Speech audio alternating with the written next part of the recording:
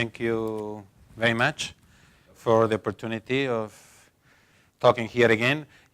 As Bruce said, my angle is going to focus more on pension funds, but also everything I'm going to be talking and I will introduce applies to insurance companies as providers of retirement income. They can do it through, for example, running pension funds, but also by providing annuities. Do I have? Yes, sorry, absolutely. So the first question is, why is pension funds governance? What is pension funds governance?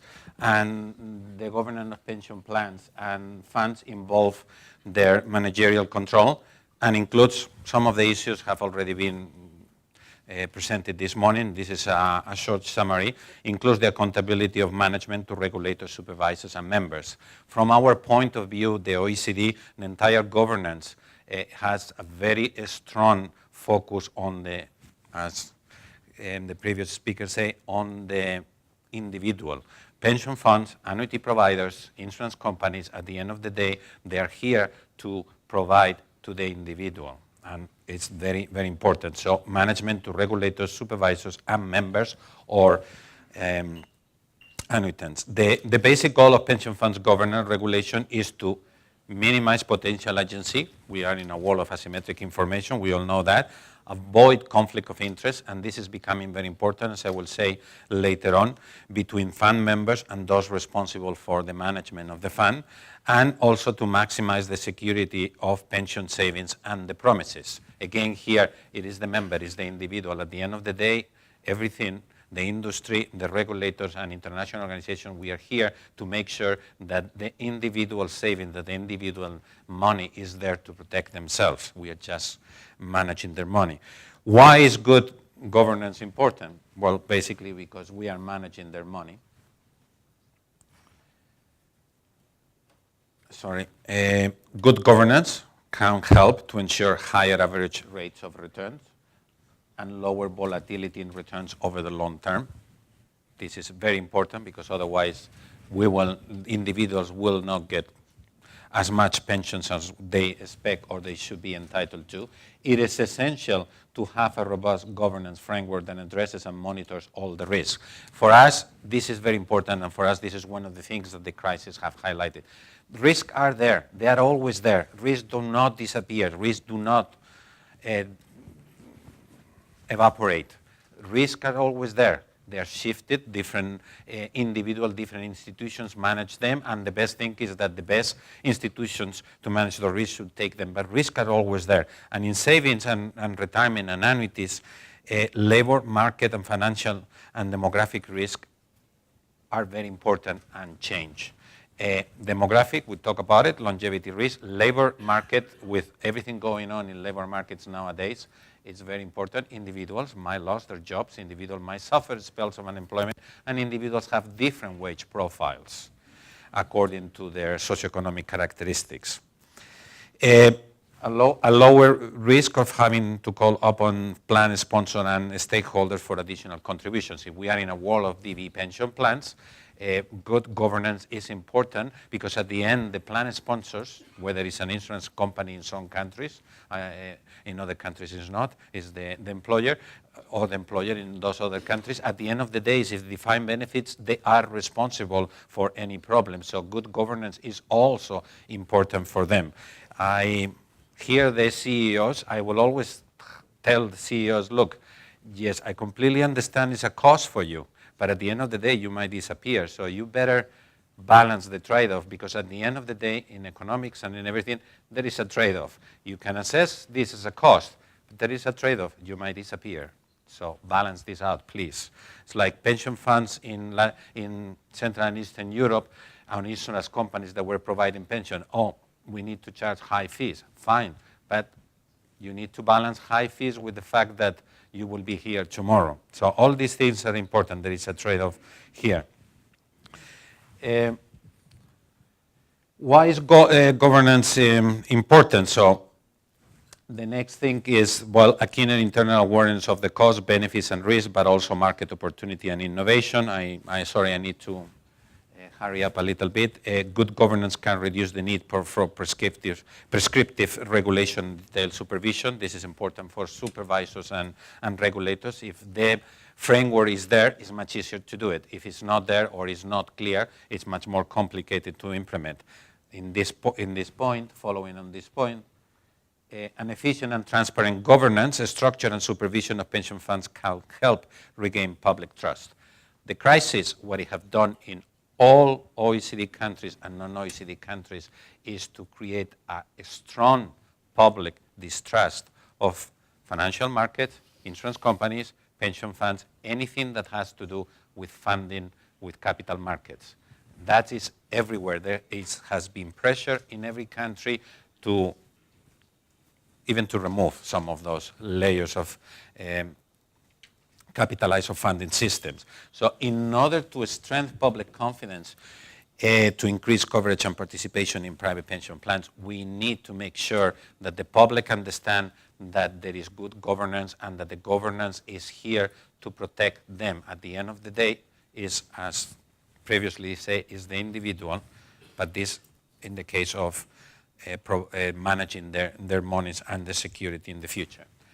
The general approach to good governance, well, some of the issues have been mentioned before. The key point, I stress again, to deliver high pension fund performance and keep cost lows for all schedules, and to allow with risk, the risk-based supervision that was also discussed before is extremely important. The governance, how you implement it and in different countries, is going to be dependent on the legal form that can take the government body. This morning we hear that the government body is essential in the governance, but the structure, the legal structure, and in the world of pensions, whether it's insurance companies or pension funds and plan sponsor, we have to keep into account that we have institutional types, we have contractual type, and we also have trustees. And these are the main issues in each of them. You can see them in the slides. The trustees is more in the Anglo-Saxon, but the legal structure of all of this is extremely important when you design the governance and you apply the governance. And obviously we look from the OECD from the angle of all the countries, so we need to keep this into account. Another important point is the duties of the governing body are not always clearly identified. That creates challenges. And there are solutions that are in the OECD framework for implementing good governance. These are the challenges and the solutions. Sorry, I go fast through it, but we have been instructed that the discussion will be much more interesting. But if anybody wants that we dwell in some of this, I will be happy to. One of the issues that was highlighted, but we also believe is very important to stress, it was highlighted before, is, well, it costs money. And we need to take into account that there are not always enough resources. So again, there is a trade-off here between good governance and resources, but it costs money. We need to take into account, and regulators should bear this in mind, and it should be taken into account. Again, the resources, knowledge of the Board of Pension Issues can be weak. That also was discussed before in the presentation before by Bruce. Board members are selected on the basis of the status. They might not have the necessary expertise. Getting people with the appropriate expertise might be costly. Solutions that have implemented in a few countries, and we believe it's very important, the licensing registration procedure is extremely important. The UK is changing this, is looking into the Australian system. The Australian system seems to be quite important. The skill and the knowledge of the individuals, we need the fit and proper, we need the proper, and training needs to be assessed. So there is a whole range of issues that is affecting the cost. This is not the cost for the industry. This is the cost for the regulator to implement all of this. Another issue that is important is size matter. It was also mentioned, but I want to highlight it, and in the world of pensions, but also on the insurance, is very important. It's not the same for big pension funds. Countries that have a few big pension funds is much easier than when you have a lot of small pension funds. But also from the point of view of the pension fund, whether you are big or small, it's much more difficult or easy. Obviously, there are the challenges. The small pension fund has insufficient scale to establish, develop governance structures.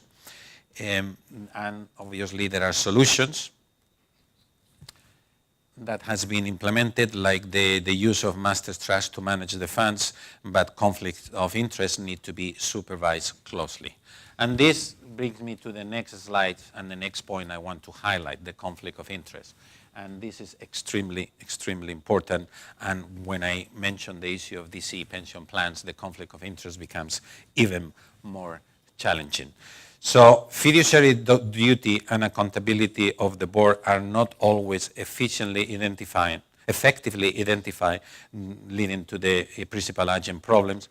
Conflict of interest occurs in both for-profit and non-for-profit, and in many countries a code of conduct is not required. When we have been going through countries to look into this, it's clear that not all countries require that. And the knowledge issue, again, which is quite important, and solution involve, for example, clear and transparent code of conduct for the governing body to act in the best interest of members. Again, in the best interest of members, and I repeat again, this is one of the main issues. Self-assessment and independent reviews of the governing body should include issues related to conflict of interest. This is, again, very important. Members should have clear, code-efficient procedures for complaints handling and also redress, and should be provided with ample information and education. Strong accountability structures are essential, and improving the supervision and legal requirements to avert conflict of interest, self-dealing, fit and proper criteria for members. So again, the same issues that has been discussed, but organized around the main ideas, the legal structure, the duties have to be clearly identified, the issue of resources, size matter, and the conflict of interest. And the last point I want to address and to stress, more than address, to stress is DBs and DCs. And here is where also insurance companies come as providers of annuities in the world of disease. And the approaches to governance here are completely different. And they're tricky, in my point of view, when we are in a world of disease. We are used to DBs, and in some sense, insurance companies, once you have the contract, is a promise for life. But in disease, there are problems here. The DBs plans are usually the employer sponsor, and the employer sponsors bear all the risk. In the DC, as we all know, they are growing in importance, and it's the individual who now bears most or some of the risk, or shares the risk. As the individual bears those risks, it augments the principal agent problem in fund governance. There is the whole issue of demographic, labor market, and investment that now is falling onto the individual. And this creates additional governance challenges because members are now taking decisions. Investment, how much they contribute, whether to buy an annuity or not to buy an annuity, what type of annuity, what type of guarantees the annuity, what is the cost of those annuities, all create. And here, conflict of interest of financial advisors become essential, and some countries are already doing this. The example of the UK or the example of the Obama administration just a month ago issuing new guidelines that are going to be discussed come to mind at the moment. High fees is one of the key issues, because there is a strong conflict of interest between the fees of the plan, the members, and how much people is going to get. This is essential in some countries because of the fees. Governments came in and removed the entire private pension system, no names. And again, repeat the issue of the financial advisors, in particular in the world of annuities and their conflict of interest, remuneration issues. Do they be paid by fees, by bonuses? Those payment structures don't take into account the long-term nature of the product they're selling. Should be paid through wages in which they don't have conflict of interest. brings opens another Pandora box and another set of issues, but all of this is important, and it's important to keep in mind. Meeting governance challenges in the DC world, enhance transparency and information to mitigate information asymmetry. This is especially important in contract base.